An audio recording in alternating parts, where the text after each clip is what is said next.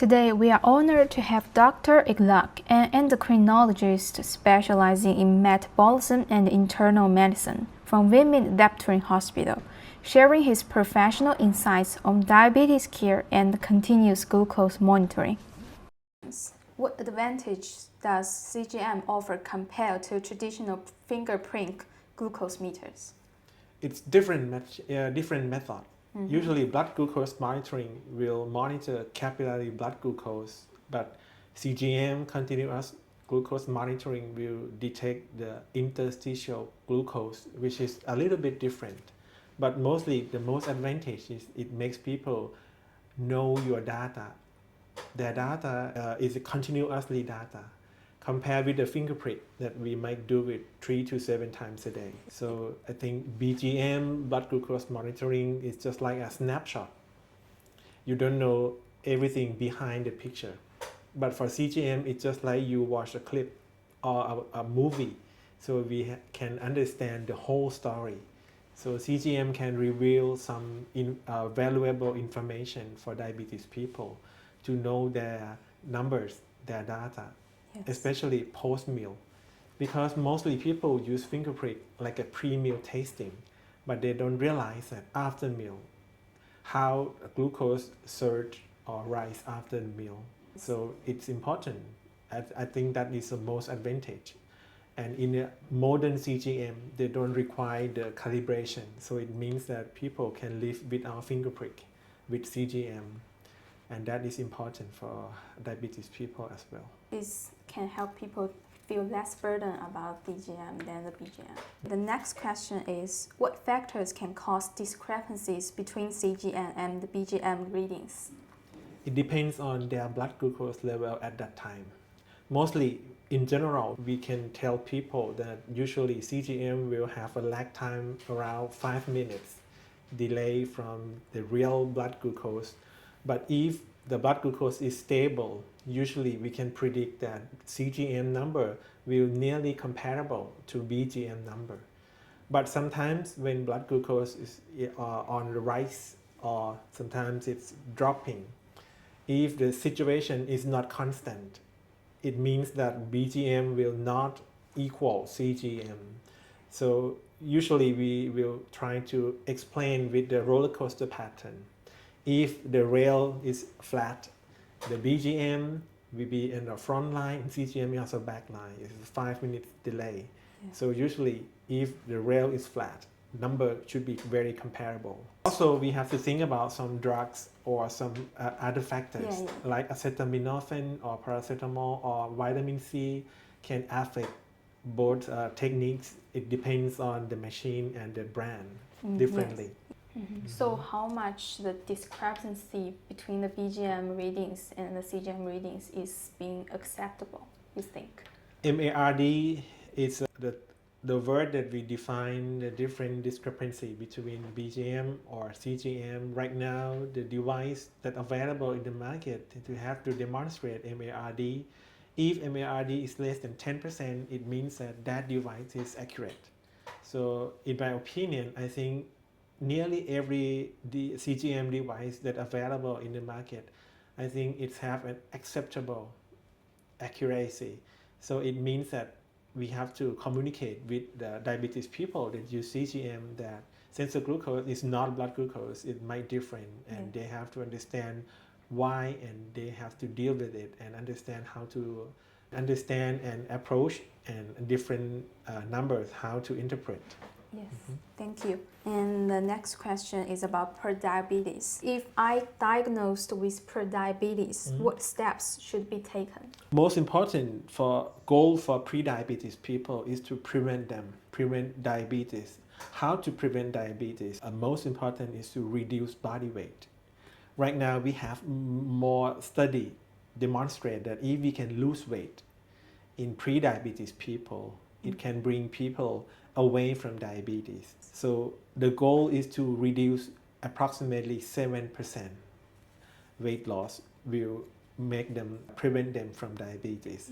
How to achieve that goal? Usually we try to convince people to modify their lifestyle. They have the options of the intensive behavior modification. They have to understand and know about diet control and also increase the physical activity and also some indication of drugs. There are some drugs that was approved to use in prediabetes. If they have a high risk to convert to diabetes, they will have the indication to use some drugs like metformin. Thank you. Is insulin addictive? Will patients be unable to stop using it once they start it? It depends on the type of diabetes. If we talk about type 1 diabetes, insulin is essential. They have to use the insulin for life. But for type 2, we will use, in nowadays, we have the modern treatment of diabetes. So insulin is one of the options. But insulin comes with hypoglycemia and weight gain. So mostly we will try to use the others before insulin. So in modern practice for type 2 diabetes, we will use insulin as a last resort. So it means that if we have to use insulin, mostly people cannot control with oral agents. So that is the reason why mostly people that start insulin, they have to use insulin for life because it's a last resort. But somehow, if we can modify their lifestyle, they can lose weight significantly. We also have some people that can stop insulin because if they lose weight significantly, the insulin requirement will be much lower. And then sometimes we can use only oral tablets. So we can stop insulin only in some cases. How often should patients undergo eye, kidney, and food examinations? Eye, kidney, and food examination. This is according for the guideline. We have the recommendation to screen for microvascular complication, which is the eye, which is kidney and nerve, at least annually. So most people with diabetes have to evaluate these 3 microvascular complications at least one time a year.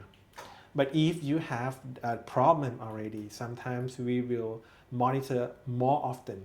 For example, if you have mild degree of diabetic eye disease, sometimes we will monitor every 6 months instead of every year. Or if you have albuminuria, the marker of diabetic kidney disease, we will follow albuminuria every 6 months indeed, instead of a year from normal diabetes. So mostly we could say at least annually, but in some high risk, we will make it more often. Well, exercise causes hypoglycemia. How should patients plan their workouts?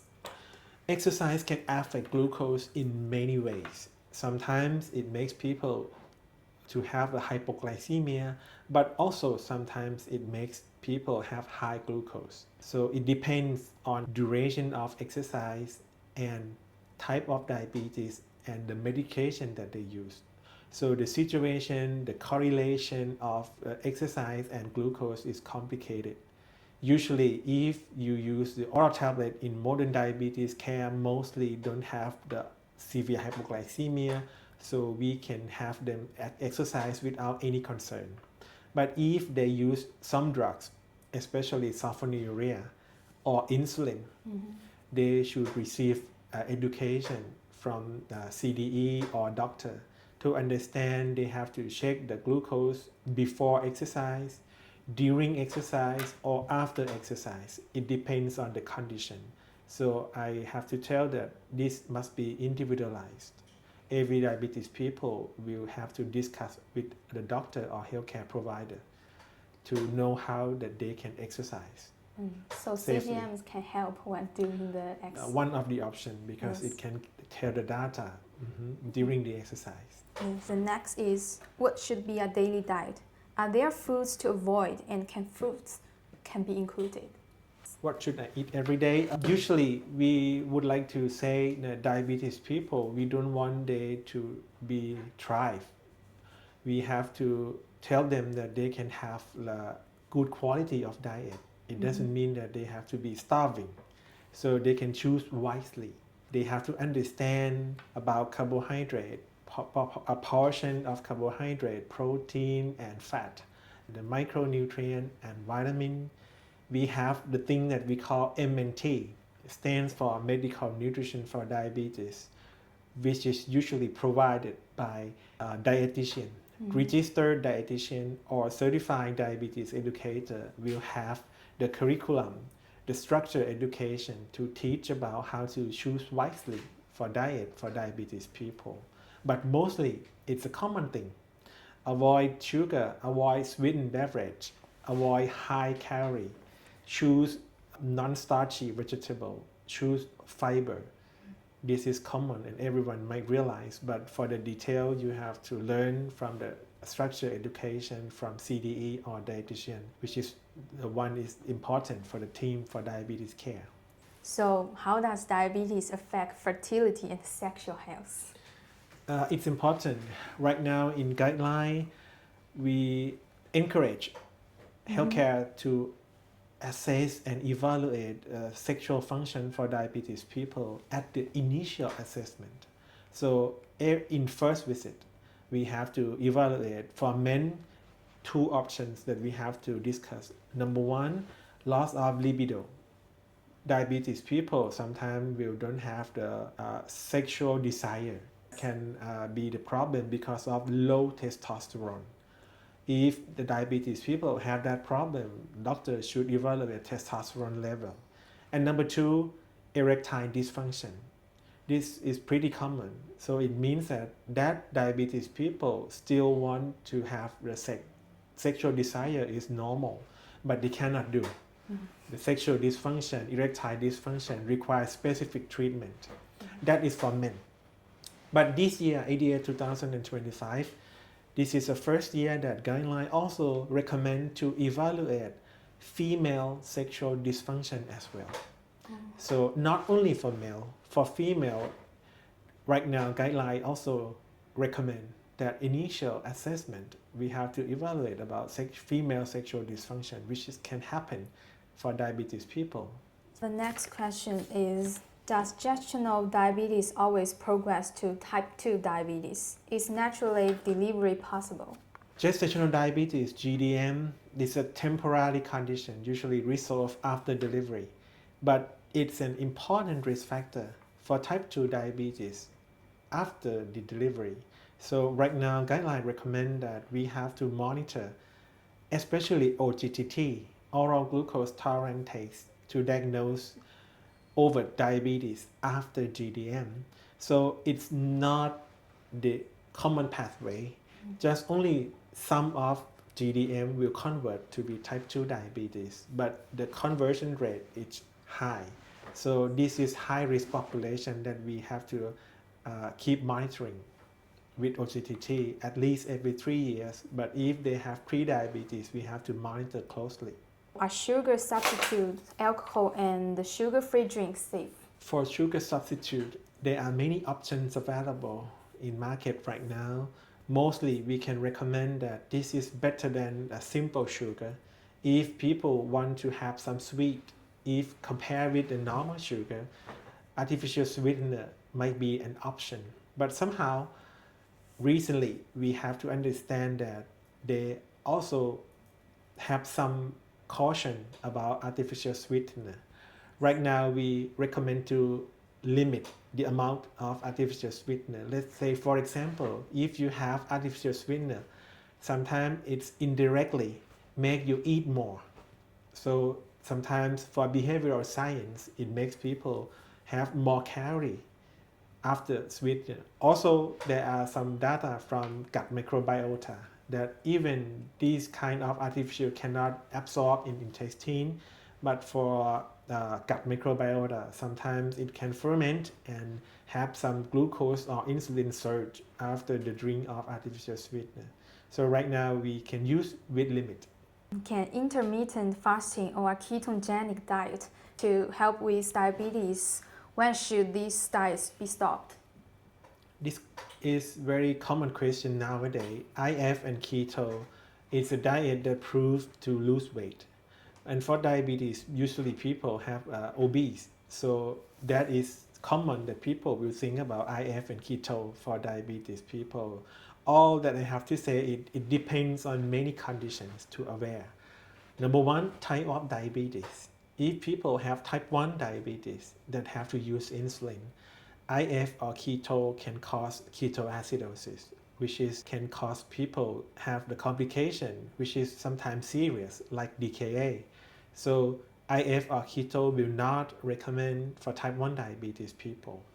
But for type 2, it have some data or even meta-analysis demonstrate that IF and keto can help type 2 diabetes lose weight and control glucose. But we have to be individualized. If people use IF or keto, they have to adjust the medication. Sometimes the medication with hypoglycemia like sulfonylurea or in people that use the insulin, IF or keto, you have to adjust the medication before you start IF or keto. So for general, I think the recommendation can be individualized. It depends on each people that consult with their doctor to communicate and to decide whether IF or keto will have some benefit compared with the risk on that people.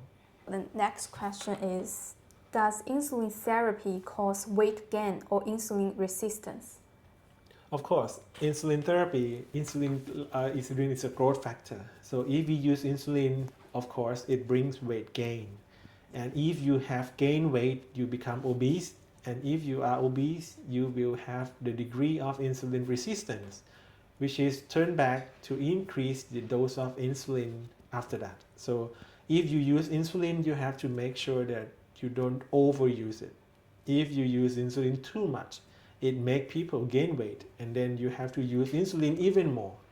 So sometimes we can call this situation like over-insulinization.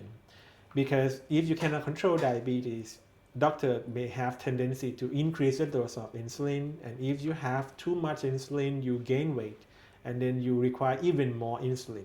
So beware of the overuse of insulin. Thank you, that's all. Thank you for your time. Okay. In this